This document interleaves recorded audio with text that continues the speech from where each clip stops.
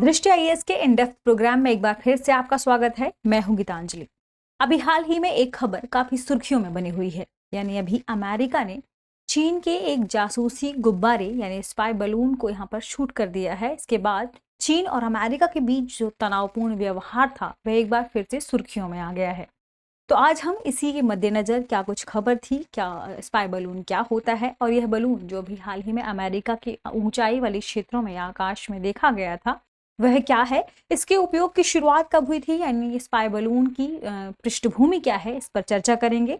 तो आइए सबसे पहले देखते हैं कि आज के सेशन में हम किन बिंदुओं पर चर्चा करने वाले हैं।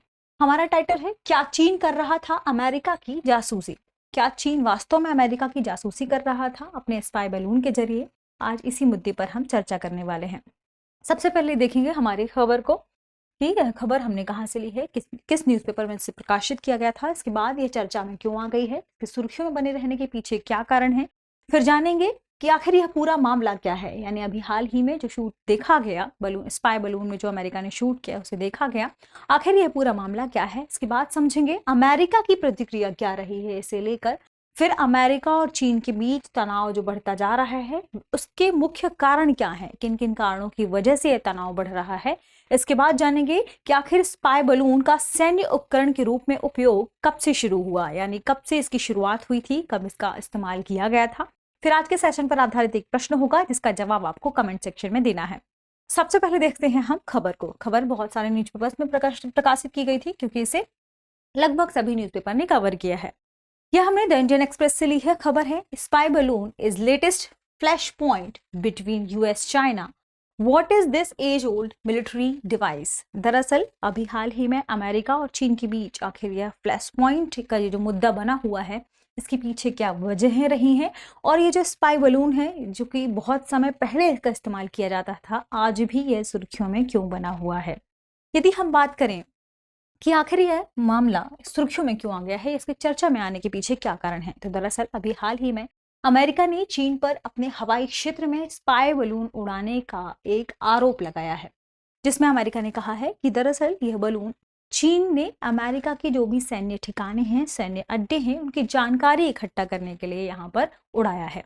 जिसके बाद अमेरिका ने इसकी प्रतिक्रिया भी की है, यानी चीन को जब उसने संदेश भेजा क्या यह उनका बलून है या कुछ भी ऐसी कोई प्रतिक्रिया, तो उसके बाद अमेरिका ने देखा कि अब इसे नष्ट किया जाना चाहिए क्योंकि ये कहीं ना कहीं इसकी सारी जो संवेदनशील क्षेत्र हैं उसकी जानकारी इकट्ठा कर रहा था। तो अमेरिका ने F-22 लड़ाकू जेट से इस गुब्बारे पर मिसाइल दागकर इसे गिरा दिया और अटलांटिक महासागर में यह जाकर गिर गया। बीजिंग ने इस ऑब्जेक्ट को क्या कहा कि यह ऑब्जेक्ट दरअसल क्यों आकाश में छोड़ा गया था। दरअसल चीन ने कहा कि इस ऑब्जेक्ट को मौसम संबंधी अनुसंधान के इस्तेमाल के लिए यूज किया गया था, यह एक मौसम संबंधी एयरशिप ही था। तो बाद में अमेरिका ने ऐसी प्रतिक्रिया दिखाई और चीन ने फिर इसका जवाब भी दिया कि ये मात्र एक मौसम संबंधी ही एयरशिप है, आप इसे मतलब स्पाई बलून के रूप में ना देखें। क्योंकि लेकिन यह जो बलून था ये अमेरिका में मोंटाना के संवेदनशील क्षेत्रों में देखा गया था, इसलिए ये काफी यहाँ पर इसके लिए महत्वपूर्ण मुद्दा हो जाता है अमेरिका के लिए। इस पूरी घटनाक्रम की वजह से ही अब अमेरिका यानी वॉशिंगटन और बीजिंग के बीच यह जो तनाव का मुद्दा है फिर से नया हो गया है। इसी के इर्द गिर्द हमें किन बिंदुओं पर चर्चा करना चाहिए आज हम देखेंगे। तो सबसे पहले देखेंगे हम ये पूरा मामला क्या है। तो इस मामले पर हमने चर्चा की कि क्या हुआ, स्पाई बलून आया जो कि अमेरिका के मोंटाना वाले संवेदनशील क्षेत्रों में देखा गया, जहां पर अमेरिका के कई सैन्य हवाई अड्डे भी हैं और सैन्य अड्डे भी हैं। तो जब यह बलून यहाँ देखा गया, इसका वेट भी किया गया कि देखा जाए कि कोई बुरी प्रतिक्रिया तो नहीं है इससे, लेकिन अमेरिका को जल्दी ही अमेरिका के राष्ट्रपति को इस बारे में बताया गया और उन्होंने इस पर तुरंत एक्शन लेने की बात कही। तो तुरंत एक्शन लेने के बाद इसे शूट करके गिराया भी गया। यदि बात करें स्पाई बलून के बारे में कि इसका आकार क्या था, इसका कलर क्या था और क्यों माना गया कि यह एक स्पाई बलून है। दरअसल इसका जो रंग था वह सफेद था, यह एक सफेद कलर का गुब्बारा था और इसका आकार 3 बसों के आकार के बराबर था, 3 स्कूल की बस के आकार का यह बलून था और इसमें बड़े एक पेलोड लगे हुए थे जिसमें कुछ इमेजिंग टेक्नोलॉजी वाले कैमरे थे और कुछ सेंसर्स लगे हुए थे जो आसपास की जो भी लोकेशन थी उसके बारे में हाई क्वालिटी इमेजेस चीन को यहाँ प्रोवाइड करवा सकता था। दूसरा एक और बलून भी देखा गया था जिसे निगरानी बलून के रूप में देखा गया, लेकिन देखा गया कि केवल यही बलून है जो अमेरिका के संवेदनशील क्षेत्रों में है या सैन्य हवाई अड्डे वाले क्षेत्रों में है और अमेरिका के लिए ये पूरा क्षेत्र काफी महत्वपूर्ण है। लेकिन एक और बलून जो देखा जा रहा है वह अमेरिका के आसमान में ही तैर रहा है, लेकिन इसके बारे में स्पष्ट राय नहीं बताई गई कि ये संयुक्त राज्य अमेरिका की ओर जाएगा या नहीं। लेकिन जब इसे संवेदनशील क्षेत्रों में देखा गया तो इसे यहाँ पर शूट करके गिरा दिया गया। बीजिंग ने इसमें प्रतिक्रिया दी, यानी जब अमेरिका ने ऐसा किया तो बीजिंग ने कहा कि दरअसल अमेरिका ने क्या कहा कि इसे निगरानी और अंतर्राष्ट्रीय हवाई क्षेत्र के उल्लंघन के रूप में अमेरिका ने देखा। लेकिन इसे चीन ने क्या कहा, चीन द्वारा कहा गया कि चीन पर यह हमला करने और बदनाम करने के प्रयास के रूप में इसे अमेरिका ऐसा कर रहा है। जबकि कोई भी देश हो, यदि उसके देश के अंतर्राष्ट्रीय जो भी हमारे क्षेत्र हैं, चाहे वह स्पेस वाला क्षेत्र हो, चाहे वह स्थल वाला क्षेत्र हो या फिर आकाशीय क्षेत्र हो, तो यदि ऐसी कोई घटना देखी जाती है तो जल्दी ही उसमें कोई भी देश प्रतिक्रिया देगा ही। यदि इसी मामले में हम आगे चर्चा करें कि दरअसल इसमें विभिन्न यानी अमेरिका और चीन का पक्ष क्या था, तो इसमें चीन ने अपना पक्ष रखा और कहा कि यह एक सिविलियन ही एयरशिप है, यानी मौसम की जानकारी के लिए ही इस एयरशिप को भेजा गया था ताकि मौसम से संबंधित जो भी महत्वपूर्ण जानकारियां हैं वे चीन इससे जुटा पड़े। इसका उपयोग मुख्य रूप से मौसम संबंधी अनुसंधान के लिए ही किया जा रहा था।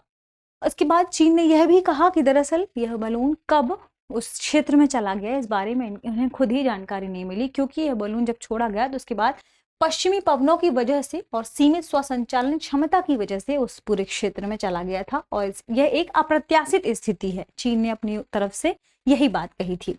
इसके बाद जब ऐसा हुआ तो उसके बाद क्या प्रतिक्रिया दिखाई गई कि जो अमेरिका के विदेश मंत्री हैं एंटनी ब्लिंकन, इन्होंने चीन में उनका एक दौरा था, उस दौरे को रद्द कर दिया और जब अपनी यात्रा स्थगित कर दी, इसके बाद जब यह शूट देखा गया तो दोनों पक्षों के बीच यहाँ पर तनाव बढ़ गया। यदि हम बात करें इस मामले के बाद कि आखिर अमेरिका की प्रतिक्रिया क्या रही है और अमेरिका ने इसमें क्या प्रतिक्रिया दी अपनी, तो दरअसल जैसे ही ये मामला देखा गया कि आसमान में ये बलून उड़ रहा है तो उसके बाद राष्ट्रपति जो बिडेन को इस मामले की जानकारी दी गई और जब राष्ट्रपति जो बिडेन को इस मामले की जानकारी दी गई तो तुरंत इसके संदर्भ में उन्होंने काइनेटिक एक्शन की सलाह दी।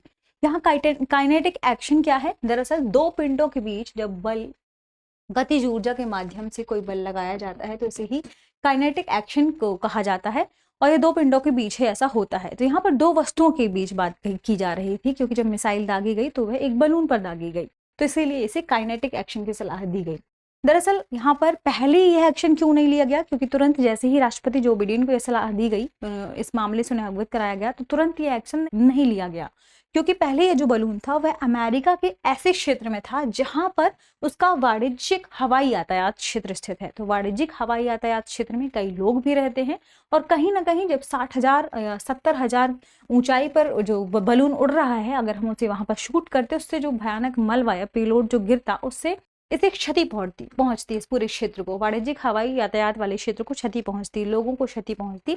तो इसे कम करने के लिए, क्योंकि गुब्बारे से निकलने वाले मलबे से जमीन और जीवन संपत्ति के लिए खतरा होता, तो इस खतरे को कम करने के लिए पहले देखा जा रहा था कि कब यह जो बलून है यह पूरे आसमान वाले क्षेत्र या वाणिज्यिक यातायात वाले क्षेत्र से बाहर निकलकर समुद्री वाले क्षेत्र में आता है। तो जैसे ही यह बलून समुद्री क्षेत्र के ऊपर आया उसके बाद इसे शूट किया गया ताकि जो अमेरिका की संवेदनशील जानकारी है उनकी रक्षा की जा सके। इसी की प्रतिक्रिया के रूप में अमेरिका ने ऐसा कदम उठाया। ये तो हमने देखा अमेरिका की प्रतिक्रिया को। अब हम देखेंगे अमेरिका चीन के बीच ये तनाव क्यों बढ़ रहा है।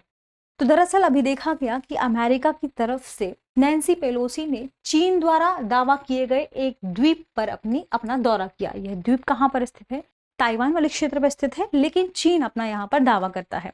तो ऐसा देखा जा रहा है कि ये जो प्रतिक्रिया हो रही है चीन की तरफ से यह इसी के बदले हो रही है। इसके साथ ही ताइवान और दक्षिण चीन सागर से लेकर चीन का जो पश्चिमी झिंजियांग क्षेत्र है, ये सभी मामले, ये सभी मुद्दे कहीं ना कहीं तनावपूर्ण बने हुए हैं। इसके साथ ही कई मानवाधिकारों से संबंधित मुद्दे हों, चाहे हांगकांग में लोकतंत्र जैसे मुद्दे हों, ये कहीं ना कहीं अमेरिका और चीन के बीच रिश्तों को तनावपूर्ण कर रहे हैं। तो इन सभी मुद्दों से जो तनाव उभरा है, इसी के प्रतिक्रिया के रूप में चीन की यह कार्रवाई देखी जा रही है। चीन कहीं ना कहीं अमेरिका के इन सभी सैन्य अड्डों के बारे में पता कर रहा है और सारी जानकारी इकट्ठा कर रहा है।